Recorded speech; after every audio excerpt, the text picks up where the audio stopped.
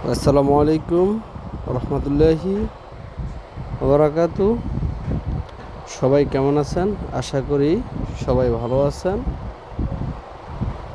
ভালো থাকাটাই চাই সবাই। তো আমাদের ইপিজেড টু বাইপেল যে রোডটা আছে এটাতে ফ্লাইওভারের কাজ চলতেছে খুবই দ্রুত গতিতে। তো উন্নয়নের কাজের ক্ষেত্রে আমাদের যে দুপাশে যে রোডটা আছে ইপিজেড থেকে বাইপেল রোডটার একবারই বেহাল দশা, খুবই খানাখন্দ এবং বাইক রাইড করতে খুবই কষ্টদায়ক। মানে এতটুকু কষ্টদায়ক বলে বুঝে ভাষা প্রকাশ করতে পারবো না। আর আরেকটা সমস্যা আমাদের এখানেই, যেটা আমার বিশেষ করে আমার চোখে পড়ে, যেটা আমার খুবই খারাপ লাগে, ওটা হচ্ছে দুপাশে আমরা যে আমাদের অটো রিক্সাগুলা বা গাড়িগুলো আছে ওইগুলা বেশিরভাগই উল্টা চলাচল করে। এই কারণে মাঝে মাঝে জায়গায় জায়গায় খুবই জ্যাম লাগে, পর্যাপ্ত পরিমাণ জ্যাম থাকে। তবে এটা ঠিক না। আমরা যারা আছি যে যে জায়গা থেকে সচেতন হওয়া উচিত। আর আজকের আবহাওয়াটা কখনো রোদ কখনো বৃষ্টি, মিটিমিটি আবহাওয়া, খুবই ভালো লাগতেছে। তো উল্টা পাশে যারা চলাচল করে দেখা যায় মালামাল নিয়েও চলাচল করে, প্রাইভেট কারও চলাচল করে, খুবই মানে বাজে অবস্থা।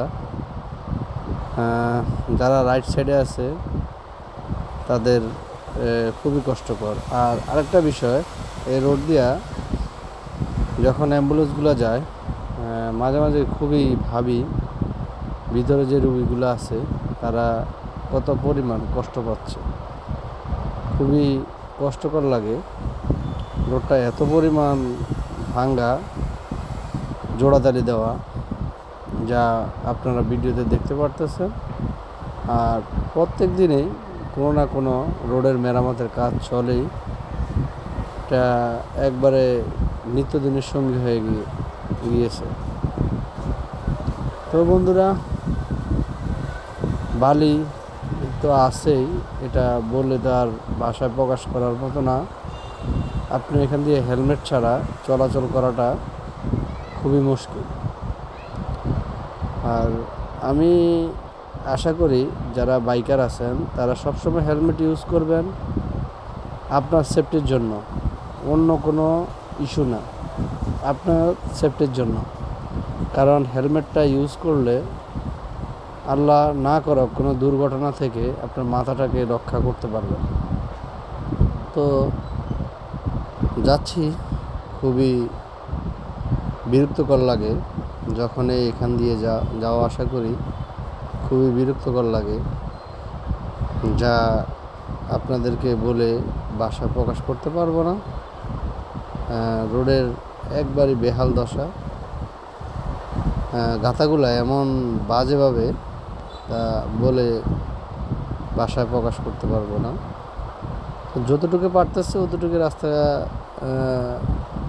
কাজ করে মানুষকে চলাচল উপযোগী করে দিচ্ছে। তো এই কাজটা হয়তো বা আরও কয়েকটা বছর চলবে। আমাদের ইপিজেডবাসী আমরা যারা আছি তারা কষ্ট করতে হবে, এটা মেনেই, কিছু করার নাই, এটা মেনেই এখান দিয়ে চলতে হয়। আর দেখা যায় 2-4 বছর পরে আমরা উন্নয়নের ছোঁয়া পাব, তখন আমাদের অত ব্রেক পেতে হবে না এবং কি রাস্তাঘাটও খুব সুন্দর হয়ে যাবে। আর